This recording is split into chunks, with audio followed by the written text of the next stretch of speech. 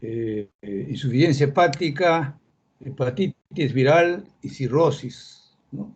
Y dentro de los problemas, ¿qué drogas o qué sucede con la insuficiencia hepática desde el punto de vista medicamentoso, ¿no?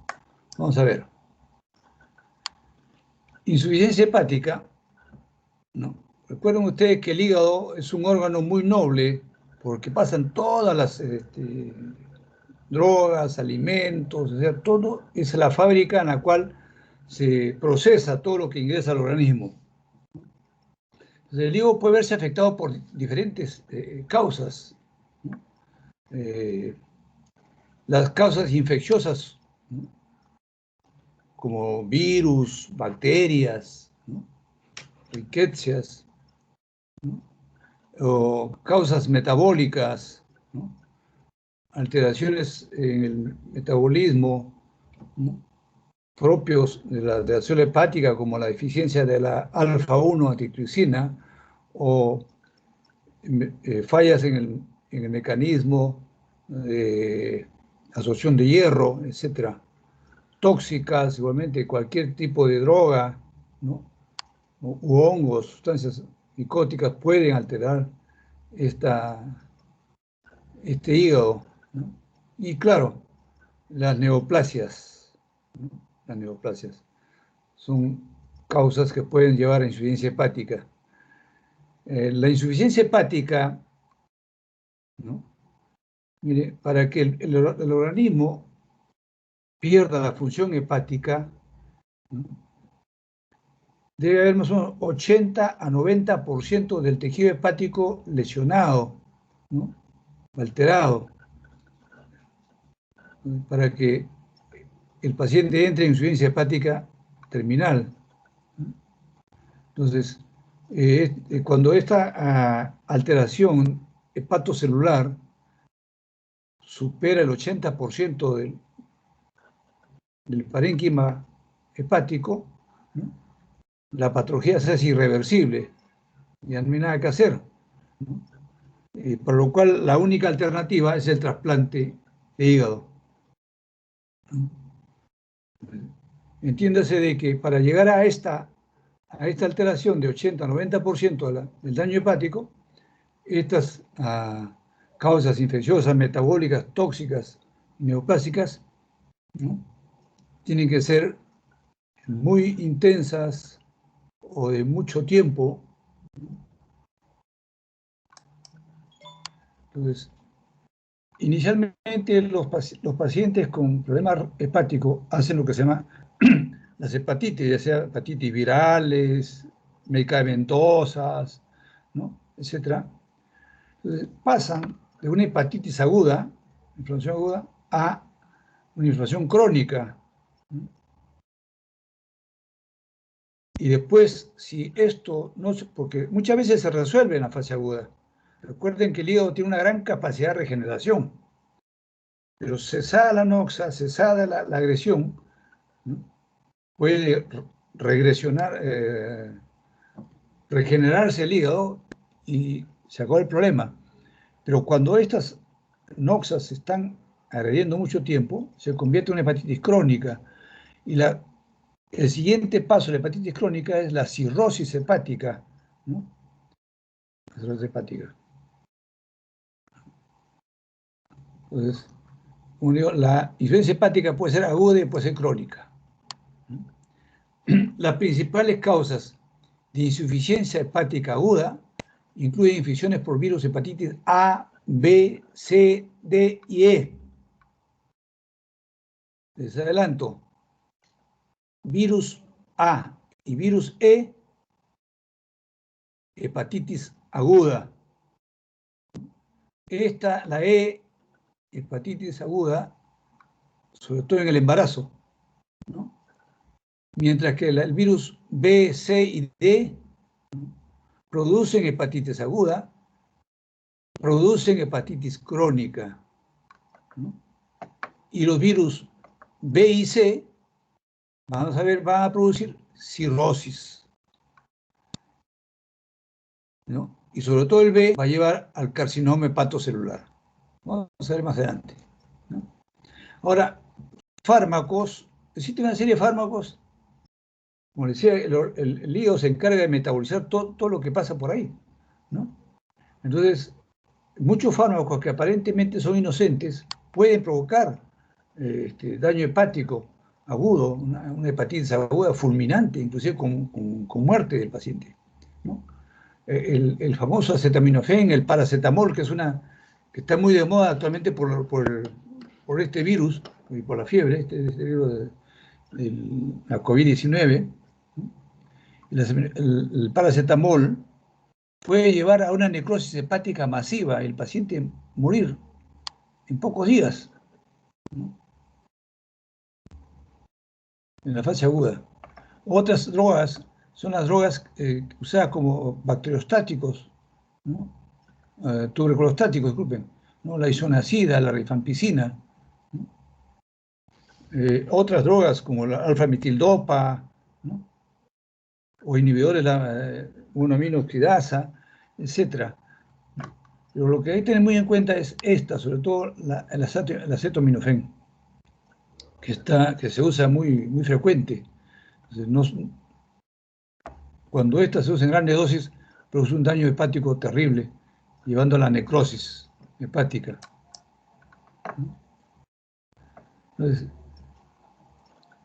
como le decía, este paciente o el paciente puede presentar no solamente hepatitis aguda, sino insuficiencia hepática, ¿no?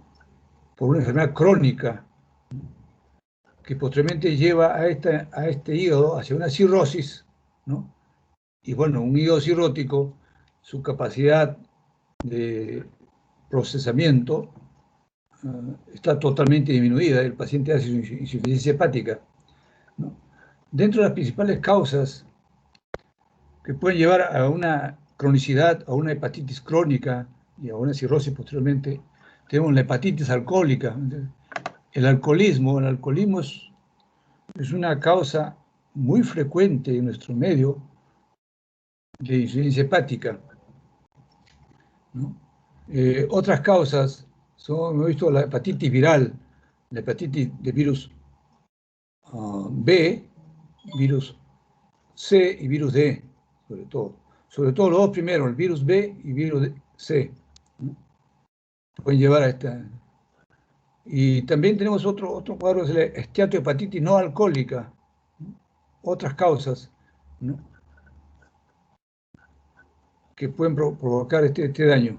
Entonces, las causas, como digo, que llevan a la cronicidad y que pueden llevar a la insuficiencia hepática, ¿no? En primer lugar tenemos la hepatitis alcohólica, ¿no? En segundo lugar tenemos las hepatitis virales y la esteatohepatitis no alcohólica, ¿no? Entonces decimos, el hígado tiene pues una buena capacidad regenerativa. Entonces el paciente puede hacer inicialmente hígado graso, ¿no? Un infiltrado graso, puede ser inclusive pequeños focos de fibrosis, pero cesado la ingesta de alcohol, el hígado se regenera fácilmente, ¿no?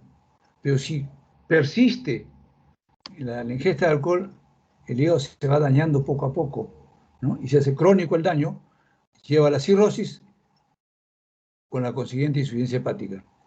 La hepatitis viral, igual, ¿no? Muchos que en los casos de cronicidad, la hepatitis del virus B, el virus C y el virus D. El virus A y el virus E producen hepatitis aguda solamente, no llegan a la cronicidad. Estos sí, estos pasan a la cronicidad, el B, el C y el D, ¿no? Y entiéndase que el virus B y el virus C son los más agresivos, sobre todo el B, ¿no? ¿Por qué? Vamos a ver, ¿no? ¿Qué manifestaciones clínicas nosotros encontramos en un paciente con insuficiencia hepática?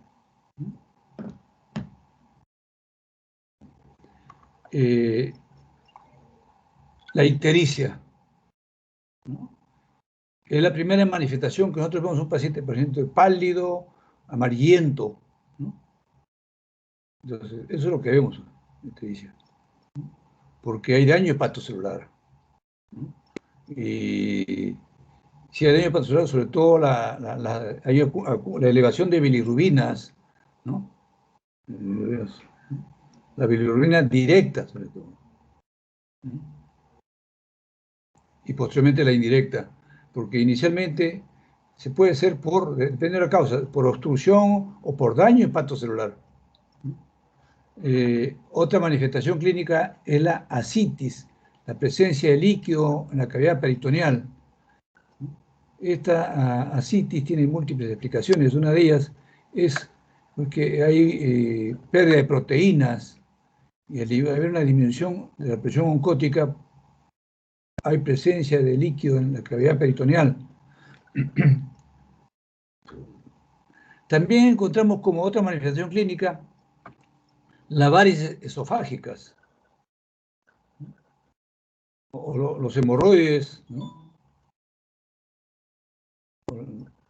Y también encontramos nosotros en la piel unas dilataciones vasculares, ¿no? En forma de arañitas, vamos a ver. Bueno, acá no se ve un poco bien, ¿no? El color normal de la persona, el color ictérico pálido, amarillento, ¿no? Entonces, el hígado igualmente sufre cambios. Inicialmente es un hígado aumentado de tamaño, ¿no? Doloroso, y este es el fenómeno de la ascitis, ¿no? Presencia de líquidos por hipertensión portal, ¿no? y por esplenomegalia.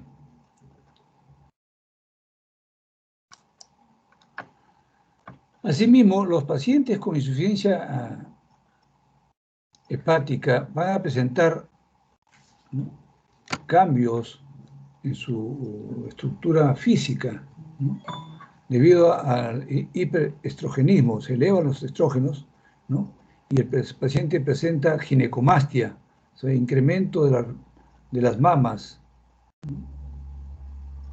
ginecomastia. Entonces, también presenta lo que decíamos, esas como arañitas, angiomas.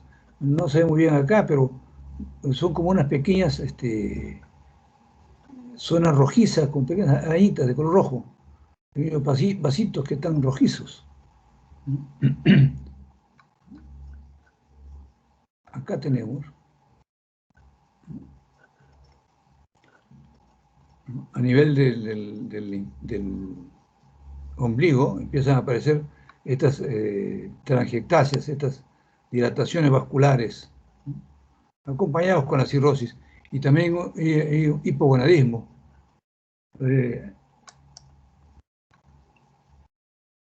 Como digo, el paciente poco a poco va entrando en la insuficiencia hepática, ¿no? Y lo más complejo de estas, ya sea estadios finales de la insuficiencia hepática, es la llamada encefalopatía hepática, ¿no? El paciente anda todo desorientado, ¿no? Y puede presentar incluso síndrome hepatorrenal o insuficiencia renal y hepática junto, o insuficiencia hepatopulmonar.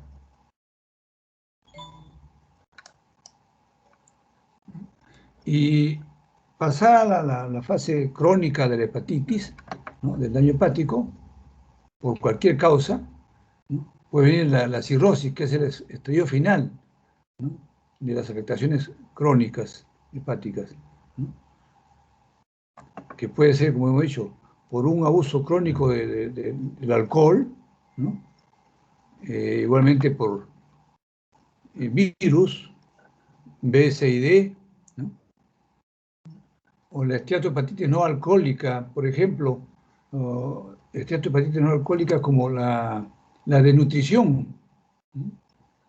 La nutrición también nos va a producir estos daños. Recuerden ustedes, inicialmente la nutrición te produce un hígado graso, ¿no?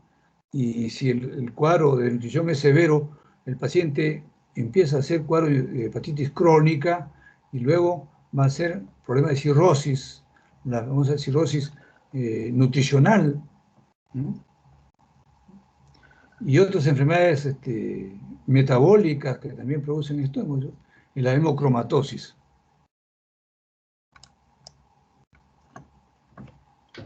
Veamos ahora la hepatitis viral, ¿no? La hepatitis viral. ¿Cuál es la etiología de la hepatitis viral? Como su nombre lo indica, son virus, ¿no? Y acabamos de decir de que es virus A, virus B, virus C, virus D, ¿no? Y virus E. Algunos hablan de virus G y F, pero todavía no está bien determinado estos virus.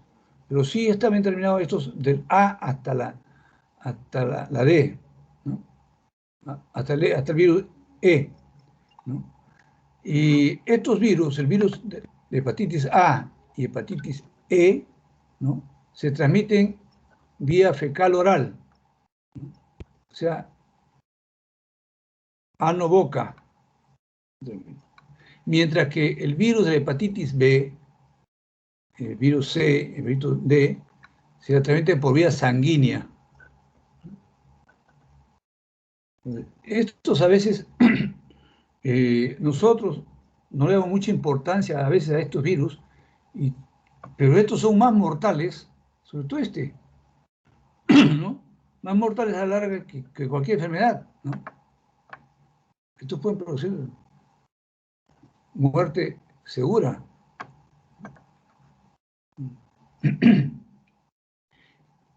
Macroscópicamente, estos hígados, ¿no? Que presentan hepatitis viral aguda, ojo, todos arrancan con aguda, el virus A, E, B, C, D, ¿no?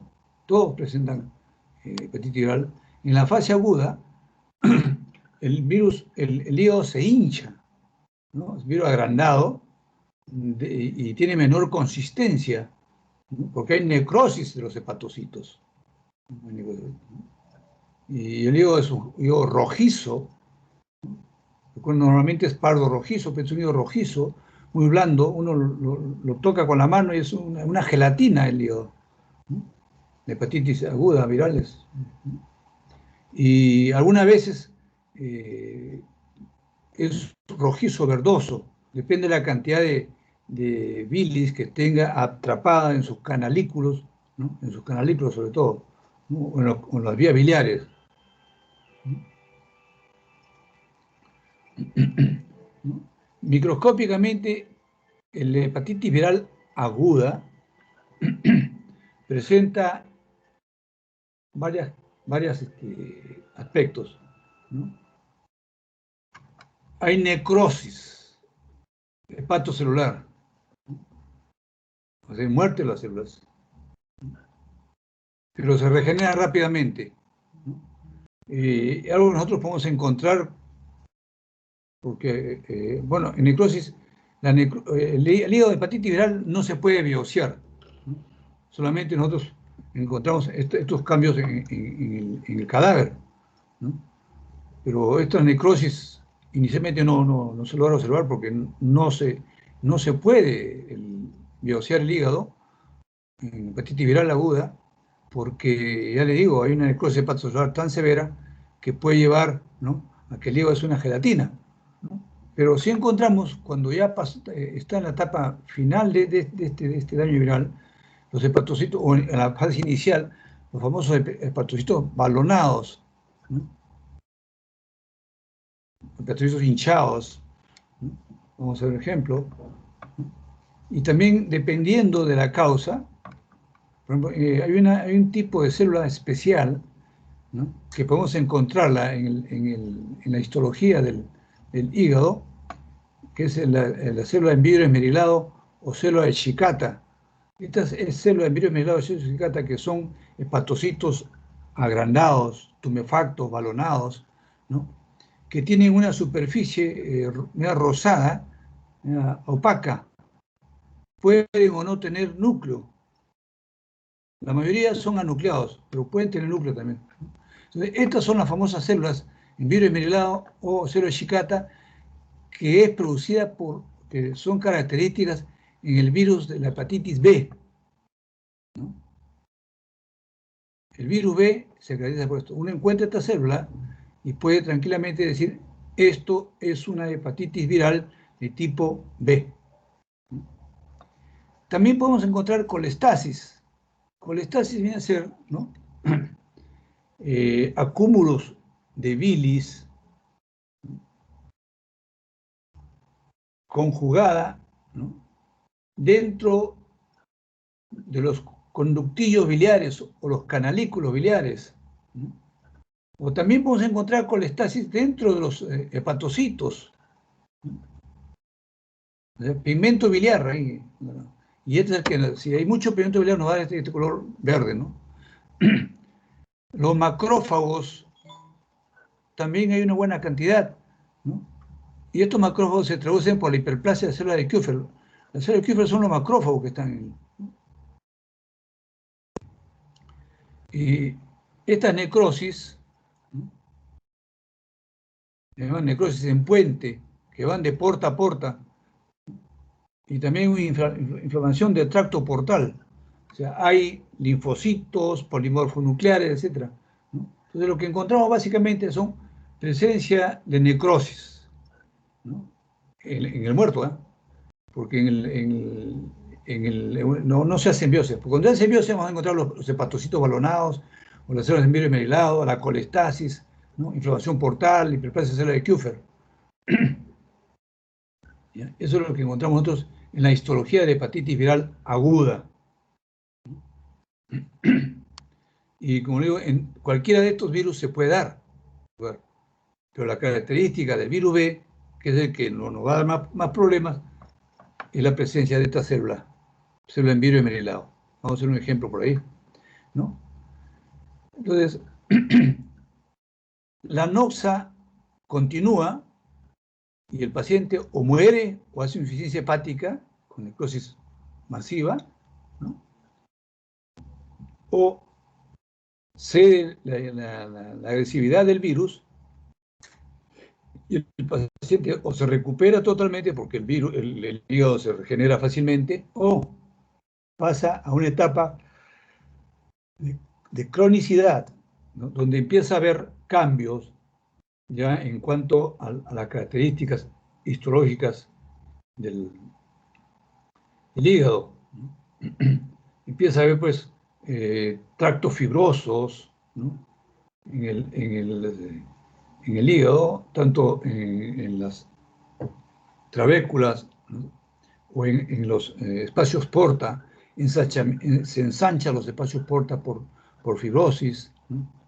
Hay infiltrado inflamatorio de tipo linfocitario en los espacios porta que irrumpen hacia hacia el parénquima hepático vecino, ¿no?, y estos con el tiempo, ¿no?, estas zonas necrosadas con el tiempo que se van dañando, son reemplazadas por ciertos fibrosos y van a formar nódulos nodulares para posteriormente terminar en una cirrosis, ¿no? Acá tenemos, esto lo encontramos, ¿no?, fibrosis en puente de los porta, o sea, de porta a porta van a haber focos de fibrosis hepatocelular, ¿no? Los espacios porta están ensanchados por fibrosis, ¿no?, y por infiltrados linfocitos, ¿no? Y también pegado a los sinusoides hay fibrosis periportal.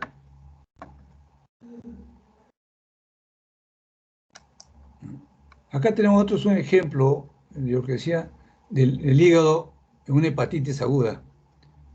Acá tenemos, ven ustedes, esto es lo que queda de hepatocitos normales, ¿no?, porque acá todavía se ven las trabéculas, los núcleos. Sin embargo, acá vemos nosotros que se produce una necrosis tremenda, una necrosis tremenda de las células hepáticas. Y acá podemos encontrar algo más. Esto, ¿qué es esto? Estos son infiltrado graso. Entonces, ¿y esto en qué encontramos nosotros? Encontramos en varias entidades, infiltradoras.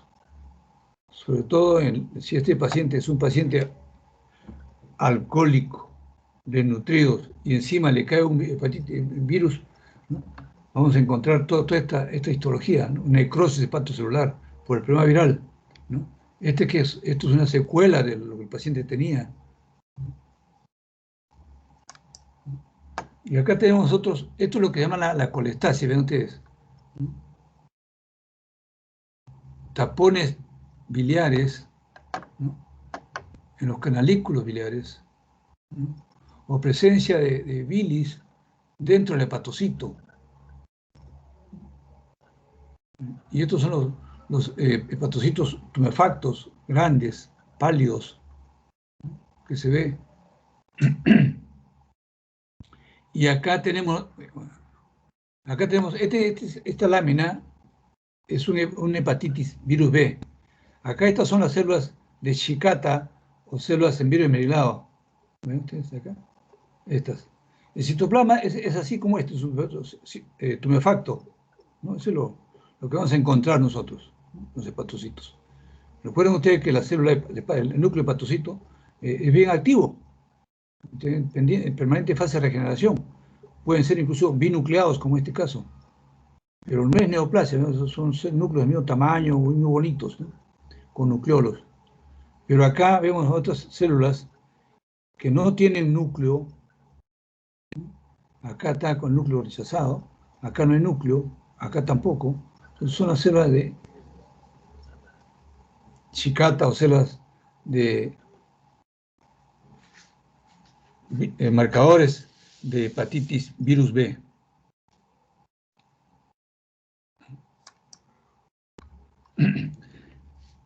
¿Qué encontramos nosotros clínicamente en la hepatitis viral?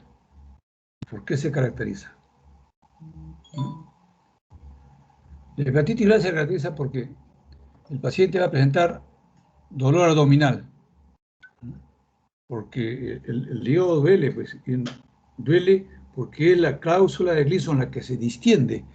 El parénquima hepático no es el que duele es la cápsula de Gleason, ¿eh? El paciente con dolor intenso, ¿no? A nivel hepático. La orina es oscura porque hay incremento de expimento biliar, ¿no? Hay una hepatomegalia, un incremento del tamaño del hígado, ¿no? Por la necrosis masiva, disminución de la consistencia del hígado, ¿no? Ictericia de piel y escleras, ¿no? María. Esta es la característica clínica del hepatitis viral, dolor abdominal, orina oscura, hígado grande, coloración amarillenta de piel y escleras, ¿no? Entonces, esa es la fase aguda, ¿no? Ahora, el virus de la hepatitis B y el virus de hepatitis C se asocia a hepatitis crónica activa, son las que mayormente dan el problema hepático, ¿no? Que van a la cirrosis, ¿no? Y son altamente potenciales para llevar a carcinoma hepatocelular. Entonces, el virus A, repito, virus A, hepatitis aguda, virus B, hepatitis aguda, crónica, cirrosis, carcinoma hepatocelular. Virus C, aguda, crónica, cirrosis, puede haber carcinoma hepatocelular.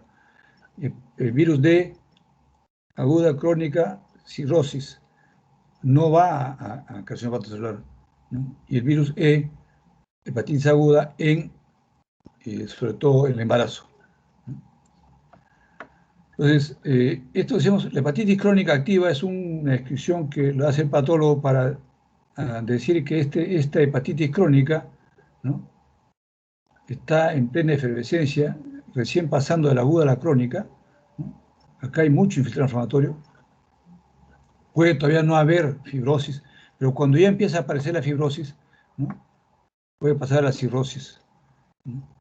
Y como les decía, el riesgo mayor del virus de la hepatitis B y C es el carcinoma hepatocelular. Sobre todo el B. El B tiene un alto porcentaje de transformar la cirrosis en un carcinoma hepatocelular. En el laboratorio, ¿qué encontramos? Si hay una destrucción del parénquima hepático por el virus, es una destrucción del parénquima hepático,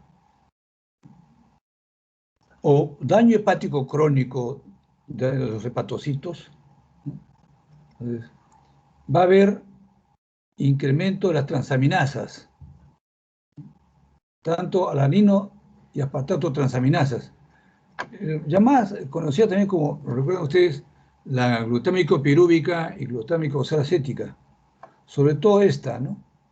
Son las que más se elevan. O sea, cuando usted encuentra un paciente que tiene elevación de transaminasas, ¿no? Tienen que pensar que el daño que tiene es básicamente o principalmente hepático, porque allí se producen. Cuando se destruyen los hepatocitos, se elevan enormemente, ¿no? Entonces, hay que hacerle un examen de estas transaminasas elevadas. Podemos encontrar unos marcadores serológicos que nos pueden servir, ¿no? Que no es muy importante que se lo aprendan, porque esto, cuando hagan gastroenterología, ¿no? O hepatología, ahorita solamente para conocimientos, ¿no? De que el virus de superficie de la hepatitis, el antígeno de superficie, o detectar el antígeno de superficie de la hepatitis B, ¿no? Indica infección prolongada, o sea, son pacientes portadores. Estos pacientes no deben ser donadores de sangre, definitivamente, ¿no? Por eso es que le hacen el antígeno de hepatitis.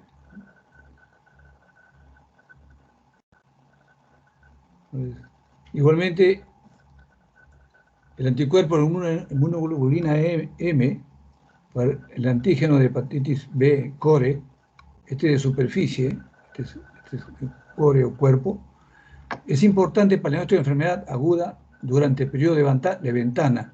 O sea que no vamos a encontrar mayor daño inicialmente, el paciente está infectado.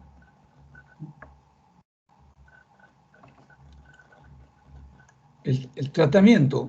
¿Qué tratamiento le vamos a dar a estos pacientes con hepatitis? Bueno, inicialmente hay que darle vacunas.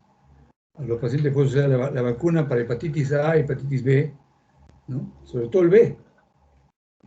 Porque el virus A no da mayor problema. El mayor problema nos da el virus B. Y si el paciente tiene una hepatitis crónica de tipo B, que puede estar produciendo un daño más severo, ¿no? Ya se usan drogas antivirales, como el ribavirin o el interferón alfa, ¿no? Entonces, recuerdo a veces el paciente dice, bueno, doctor, y viene el paciente, está con hepatitis B, está histérico, deja astenia, ¿no? Le duele su abdomen, la orina oscura, y dice una hepatitis, ¿no? Con elevación de transaminasas. Entonces uno dice, bueno, ¿sabe qué? Le vamos a dar esta medicina de interferón alfa o ribavirin. O no, a veces no necesita esto tampoco, ¿eh? Porque lo puede ser un problema viral.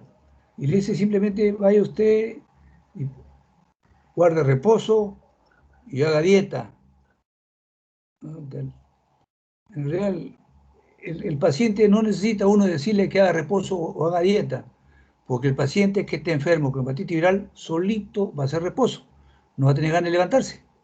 Y dieta tampoco, porque el paciente no va a querer comer nada, hasta que poco, porque es así es un daño terrible. Entonces, algo acá que le como nota, el virus de la hepatitis, el virus C, es causa común de hepatitis en drogadictos. Recuerden que dijimos que este virus, acá está, el virus C, se transmite por vía sanguínea, igual que el B y el E, pero sobre todo este es más común en drogadictos, aquellos que comparten las jeringas para drogarse, ¿no? Mientras que, ¿dónde está? Acá, el virus E causa incremento de mortalidad en las gestantes. Ahí viene el problema. Y los otros virus, el B, C y D, son los que van a dar cronicidad y van a dar cirrosis. Y el B y el C son los que pueden complicarse con el carcinoma hepatocelular. Por ejemplo, la pregunta que va en el examen, y les digo, ¿no? Es esta, ¿no? Diga usted cuáles son los virus que producen mayor riesgo o que pueden producir carcinoma hepatocelular, una neoplasia maligna del hígado, primaria del hígado, ¿no? Virus B y C, o virus, ¿no?, hepático que pueden producir muertes en gestantes, el virus E. O la otra pregunta, ¿no? ¿Cuál de estos virus no produce hepatitis crónica o no va a la cronicidad? El virus E y el virus A, sobre todo.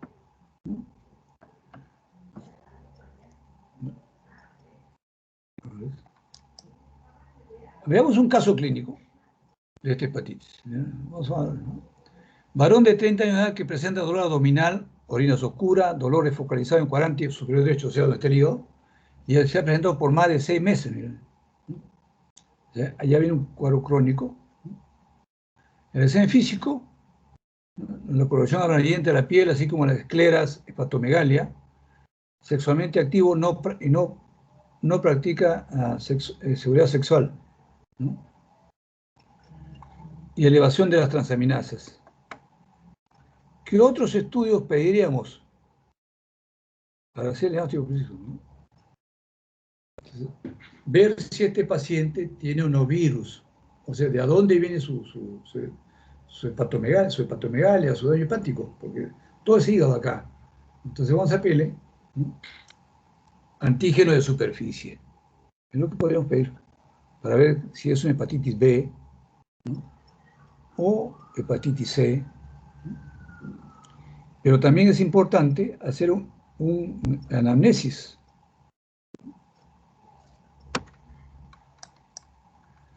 Cirrosis. La cirrosis, ¿no?, es la enfermedad previa a la insuficiencia hepática, ¿no? La cirrosis puede ser por múltiples causas, ¿no? Entonces,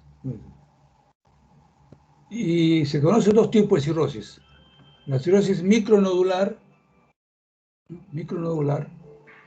cuando los nódulos son menores de 3 milímetros. Y entonces macronodular, cuando son mayores de 3 milímetros. Y hay la mixta, que tiene de los dos, ¿no? Pero cuando la micronodular con nódulos más pequeños es producida usualmente por alcoholismo. El alcoholismo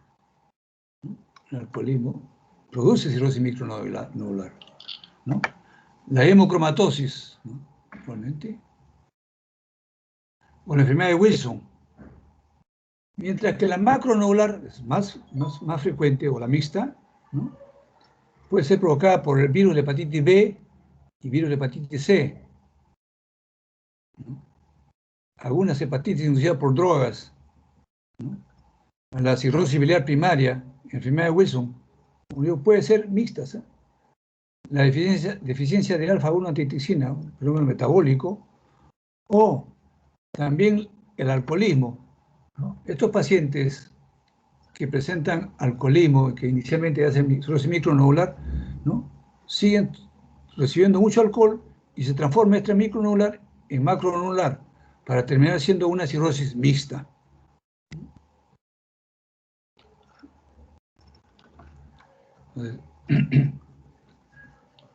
Miren ustedes, macronodular, hepatitis B, virus B, hepatitis virus C, ¿no?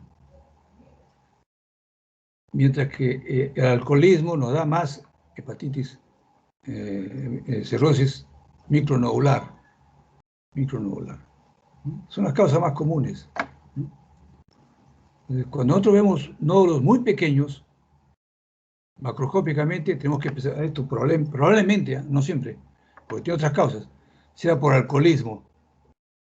Y si vemos una cirrosis con nódulos mucho más de 3 milímetros, 3, 4, 5, 1 centímetro, puede ser, ¿no? Podemos estar frente a una hepatitis de virus B o C, o también a un cuadro ya mucho más prolongado de un alcoholismo. Entonces, es lo que le decíamos, patológicamente, desde el punto de vista de patología, podemos encontrar estos micronódulos, ¿no? Que son nódulos uniformes menores de 3 milímetros.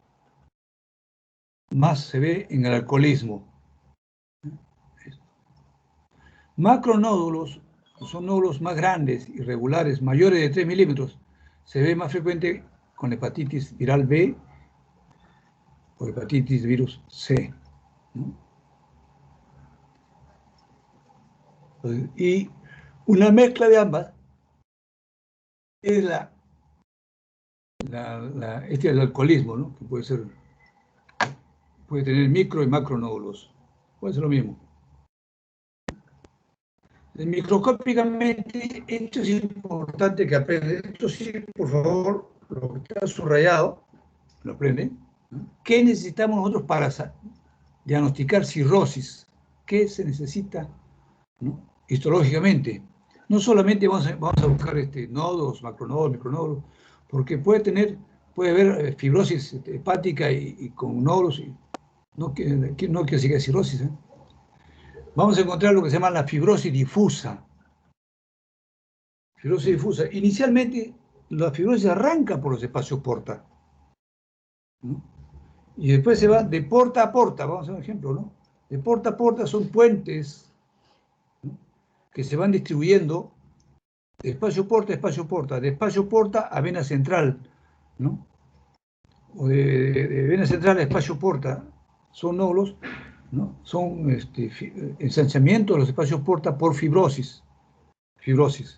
De allí el lío es un lío duro. Y otro concepto histológico es la presencia de nódulos regenerativos, ¿no? Esta fibrosis va a rodear hepatocitos, ¿no? Que están tratando de regenerarse. Estos son nódulos regenerativos. O sea, cuando tenemos estos dos fenómenos, fibrosis y nódulos regenerativos, eso es cirrosis.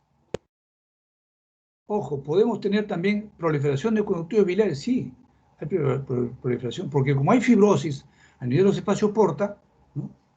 Se van obstruyendo los conductos y el organismo trata pues de llevar esa bilis por otros, crear otros conductos, pues empieza a proliferar, ¿no? Pero el daño es tal de que le gana, ¿no? Y viene insuficiencia hepática, ¿no? Acá tenemos, miren ustedes, estos son los nódulos pequeños, micronódulos, micronódulos, que están rodeados de pequeñas áreas fibrosas. Acá es una coloración de plata, metanamine, todo este tejido fibroso, ¿no? Que rodea a este tejido, son hepatocitos regenerativos. ¿Por qué decimos regenerativos? Porque vean acá un hepatocito con 3 núcleos, otro con 2, otro con núcleo más grande, ¿no? 2 y otro más pequeño. Son núcleos un poquito irregulares. Estos son nódulos regenerativos. Y estos son las fibrosis, ¿no? Por acá. Incluso vemos acá fibrosis sinusoidal o perisinusoidal, son los sinusoides. Estas son las trabéculas de los hepatocitos. Estas son las células de Kupffer, por si acaso. Y acá vemos, esta imagen es más clara, ya, esta es una cosa más notoria. ¿No? Vemos nosotros aquí el espacio porta, todo el espacio porta, ven ustedes completamente ensanchado. Acá hay un espacio porta, acá hay otro. Entonces hay puentes fibrosos que van de porta a porta. Acá quedan rezagos de conductivos biliares, ¿no? Acá ven ustedes conductivos biliares atrapados en fibrosis, por acá, ¿no? Fibrosis, esto no es normal.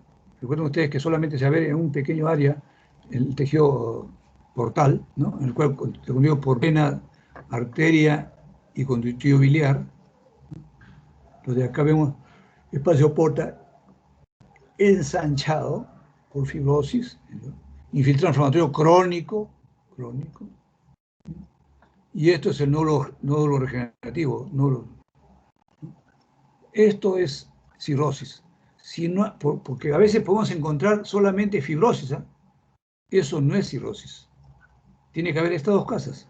Estos nódulos regenerativos y el ensanchamiento portal por fibrosis. O sea, fibrosis porta a porta, porta central, etc., que rodean grupos de hepatocitos regenerándose, ¿no? ¿Qué encontramos desde el punto de vista clínico? Paciente, bueno, lógico, un paciente con enfermedad hepática crónica, que ya insuficiencia hepática, porque ya con una cirrosis, ya casi no funciona, ¿no? Entonces hay una debilidad, paciente débil, pérdida de peso, hay ascitis, ¿no? Porque el paciente tiene una gran hipoproteinemia, pérdida marcada de proteínas, y hay una hipertensión portal, entonces va a presentar ascitis. Paciente con ascitis, paleoictérico, ¿no?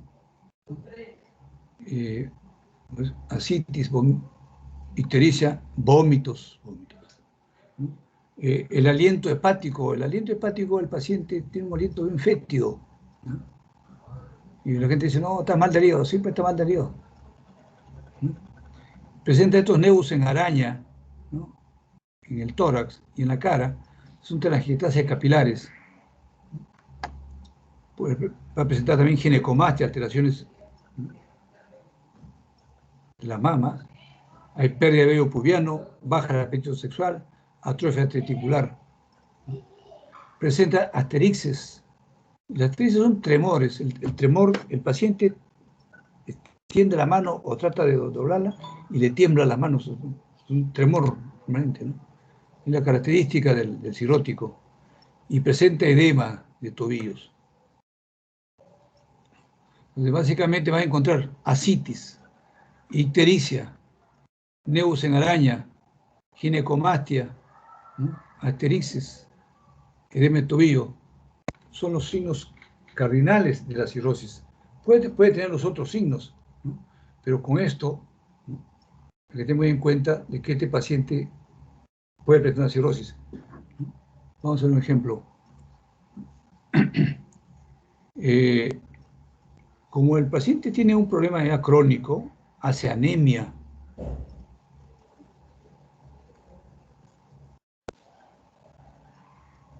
el tiempo de protrombina está prolongado, ¿no?, debido a que hay deficiencia de factores de coagulación. Recuerden ustedes que es en el hígado donde se produce la mayor cantidad de estos factores, ¿no? Hay una hipoliuminemia, que es la que va a llevar a la ascitis. Hay un incremento, hay una disminución de la presión oncótica.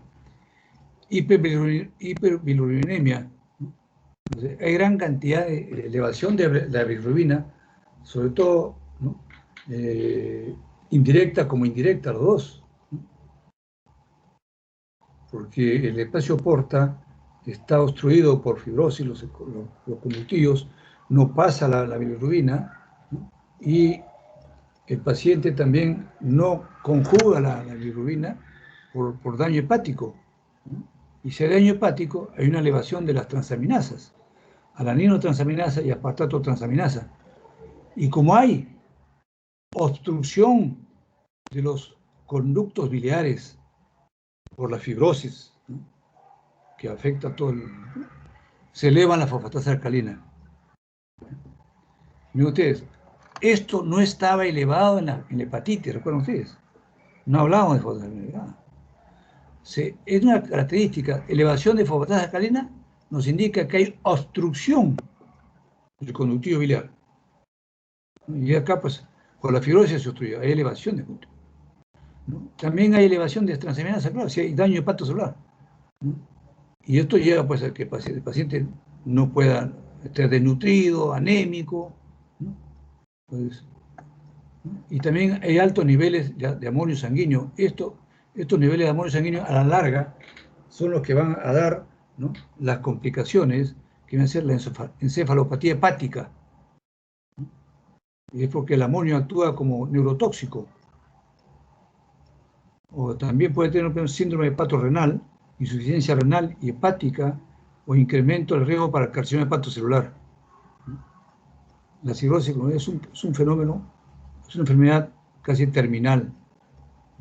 Y el único tratamiento, aún no se conoce el tratamiento para la cirrosis, ¿no?, porque la fibrosis no tiene tratamiento, ¿no? El tratamiento es trasplante hepático. ¿Cuál es la fisiopatología? El daño hepático se produjo por cualquier causa, ya sea alcoholismo, virus, drogas, medicamentos, etcétera, ¿no?, o tóxicos. Entonces, este daño hepático va a producir, como dijimos, ¿no?, inicialmente va a querer regenerarse, no se regenera porque el daño es muy intenso, ¿no? Viene la necrosis hepatocelular, entonces el hígado ya no se puede regenerar, se repara. ¿Y cómo se repara? Mediante fibrosis. Mediante fibrosis. Y ahí viene, pues, la fibrosis del espacio porta, van de porta a porta, ¿no?, rodean nódulos regenerativos, y esto incrementa la presión venosa portal, ¿no? Incrementa la venosa. Y esto después no va a ser la causante de las varices esofágicas o hemorragias digestivas, ¿no?, por ruptura de las varices esofágicas, ¿no?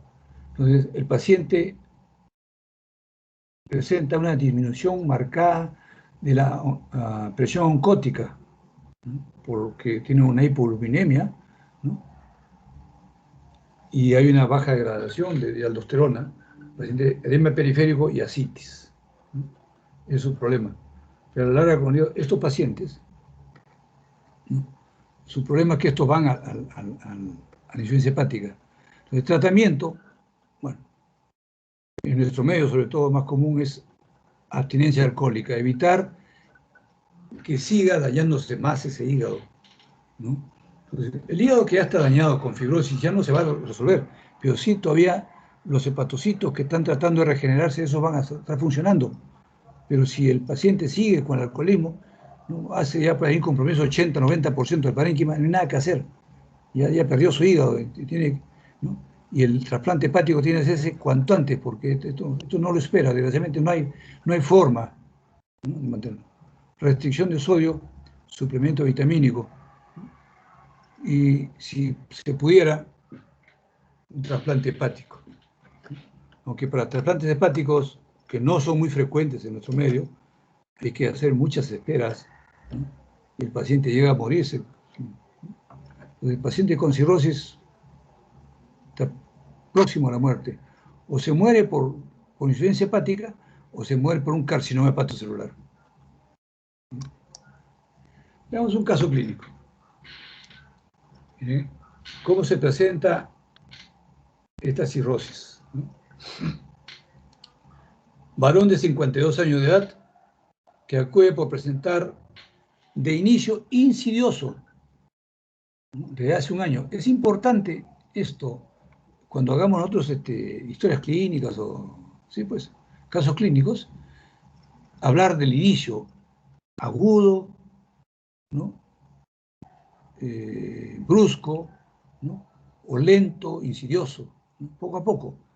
De hace un año es un paciente que presenta ya un problema hepático, ¿no? Un problema que presenta fatiga, cansancio, pérdida de apetito sexual y baja de peso. En los 2 últimos meses ha bajado 9 kilos. 9 kilos, ¿no? Entonces, antecedente, alcoholismo. Que uno le hace su historia clínica y el paciente dice, bueno, es alcohólico. En el examen físico podemos encontrar cualquiera de estos signos. Hinchazón dolorosa de ambas mamas, por la ginecomastia, ictericia de piel y escleras, frente pálido amarillo, fuerte halitosis anormal, telangiectasia capilar severa en la cara,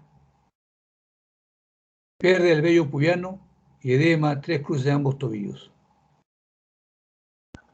Acá ni siquiera nos hablan de ascitis, ¿no? Pero ya cuento suficiente. Entonces, esto nos lleva, mire, ni siquiera hemos pensado nosotros en examinar el hígado, pero ya tenemos ya ictericia, que es importante, ¿no? Y estos signos, ¿no?, que afectan a la mama, ¿no?, o la libido sexual, ¿no?, disminución del vello pubiano o la telangiectasia capilar, ¿no?, y el edema. Y encontramos en el laboratorio elevación de transaminasas, aspartato, ¿no?, y alanino transaminasa, fosfatasa alcalina elevadas, albúmina baja, una hipolubinemia, y bilirrubina elevadas a primero directo. Quiere decir que se produjeron, están procesándose las bilirrubinas en algunos hepatocitos, pero no se pueden eliminar porque están, ¿no?, ocluidos los conductos biliares, ¿no? ¿Y cómo sabemos que están ocluidos? Porque ahora tenemos las fosfatasas alcalinas elevadas. Entonces, fosfatasas alcalinas elevadas con elevación de bilirrubinas a primero directo, este es característico, ¿no?, de algo que está obstruyendo, o es una neoplasia o es una cirrosis. Entonces, hasta acá nosotros, ¿no?, encontramos de que esto puede ser una cirrosis, puede ser, ¿no?, pero también puede ser, si nosotros complicamos, indagamos más allá, puede ser que este paciente esté haciendo ya un cuadro hepatocelular de carcinoma. Cuando hagan la clase de carcinoma, le van a hablar más de esto, ¿no? Pero es el típico cuadro de cirrosis. Entonces, ¿qué tipo de cirrosis macroscópicamente esperamos encontrar inicialmente en este paciente?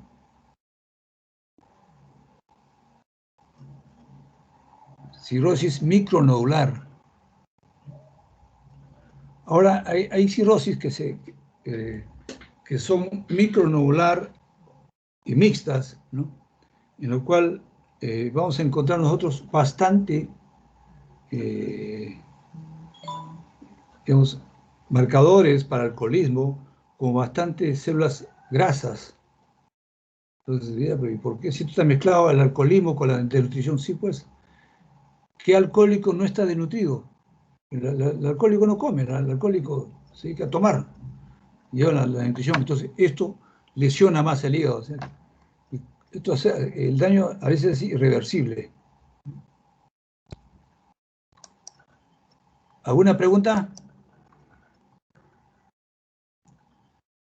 Bueno, muchachos, ahí nos quedamos. Yo creo que ya acabé mi parte de este capítulo, ¿no?, porque ya mañana viene tocar otro autor. A ver.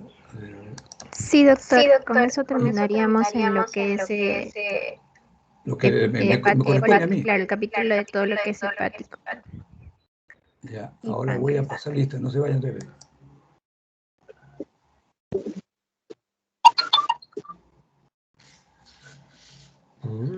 Doctor, buenas tardes. Disculpe una pregunta. Dime. Doctor, he escuchado el término precirrótico y ¿eso existe o es que...? No. Desde el punto de vista clínico, algunos usan ese término, ¿no? Lo que sucede es que uno histológicamente tiene que encontrar, como le decía, tiene que encontrar dos cosas. Tiene que encontrar la fibrosis, ¿no? Y el nódulo regenerativo. Inicialmente el daño se empieza por el espacio porta. Entonces hay fibrosis portal, fibrosis sinusoidal, ¿no? ¿Entiende? Y todavía no hay nódulos regenerativos. Eso no es cirrosis, pero sí, ya anuncia que va, si el paciente es alcohólico o el paciente es portador de hepatitis, virus B, virus C, ¿no? O de hepatitis crónica, ¿no?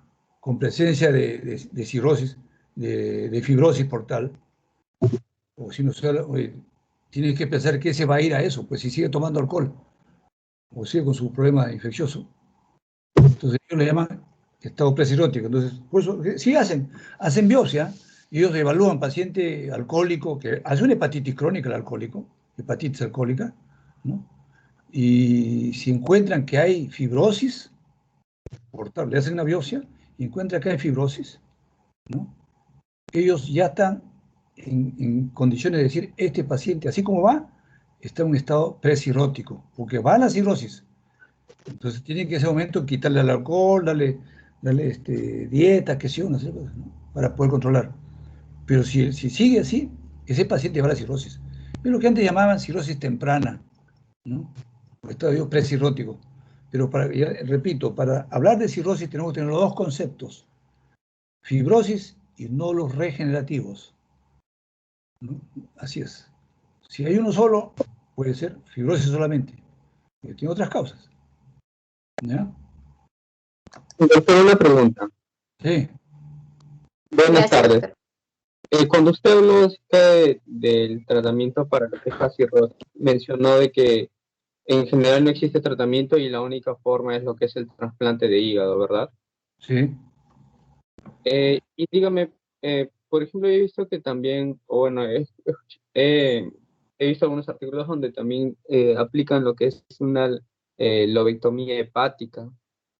Y eso dependiendo obviamente del grado de cirrosis, ¿verdad? Porque a veces, o bueno, entiendo yo de que eso se inicia con un cierto compromiso hepático, no necesariamente con todo el hígado. A ver. Vamos por partes. ¿Dónde has leído tú que la cirrosis se trata con una lobectomía? Bueno, he estado mirando diferentes tipos de artículos donde mencionaban de que un posible tratamiento podría iniciarse con lobectomía hepática. No. Eso es cuando el paciente tiene carcinoma hepatocelular, ¿no? Pero la cirrosis es difusa, ¿no? No escoge un lóbulo, ¿no? Y comienza por los sinusoides hepáticos. Por ahí comienza el problema, ¿no? Y afecta los espacios portas. Todos los portas están tomados, no es que solamente un lóbulo, ¿no? Todo el hígado está tomado. En menor o menor grado, pero todo el hígado. Entonces, Ya. Entonces se afecta directamente a todo el hígado, doctor. ¿ah? Entonces directamente afecta en general a todo el hígado. No es que Claro, empieza. pues, la cirrosis es un daño porque la cirrosis es una consecuencia de una hepatitis crónica. La hepatitis crónica no es focal, la hepatitis aguda no es focal, es una hepatitis que te afecta difusamente el hígado, ¿no? Ya, doctor, Ahora, gracias. esta cirrosis puede llevar a un carcinoma hepatocelular, a un tumor maligno de hígado, un carcinoma hepatocelular. Sí, concuerdo de que el tratamiento es lobectomía, sacarle donde está el tumor, ahí tienes que sacarlo. ¿Por qué? Porque el paciente con cáncer hepático, pues su pronóstico es muy malo. La cirrosis todavía lo puedes controlar o no, con dieta, con multivitaminas, y esperando que haya un trasplante. Pero el paciente con cáncer hepático no se trasplanta fácilmente. No, tendría que haber sobrar hígados para trasplantar. Tú que fueras, Ya, si tú tienes un paciente joven, 40, 50 años de edad, ¿no? Y que ha hecho su hepatitis de virus B, ¿no? Y hace una cirrosis, ¿no? Referente a un paciente que tiene 70 años de edad, cirrótico, con un carcinoma hepatocelular, ¿a cuál hace trasplante hepático? Al que tiene más chance de vida, para el viejo, claro, ¿no? más joven. Claro, no. Sí es cierto, se hacen las hepatectomías parciales. ¿Y por qué? Y funciona, porque el hígado tiene una gran capacidad de regeneración, se regenera fácilmente, o sea, le sacas el óvulo, ¿no? Y al poco tiempo el hígado comienza a funcionar normal, ¿no? O sea, si es que no hay daño en los otros lóbulos, se regenera, el hígado vuelve a crecer, ocupa su espacio. Bien. Y ya está descargada la lista de asistencia. Entonces, nos estamos viendo al examen. Yo les pido que eso que es subrayado, lo aprendan sobre todo. Porque es lo que interesa, ¿no? Entonces, ¿qué importancia tienen los virus? ¿Qué cosa es la cirrosis? ¿Sí? Como dice Brian, ¿no? Digamos, ¿por qué la cirrosis afecta todo el hígado? No es focal, no es parcial, la cirrosis es difusa, es un daño difuso. ¿Ya? Entonces, entramos al otro grupo, a mi grupo para la práctica, ¿ya? Gracias, muchachos, nos estamos viendo. Muchas gracias, doctor. Gracias por la clase.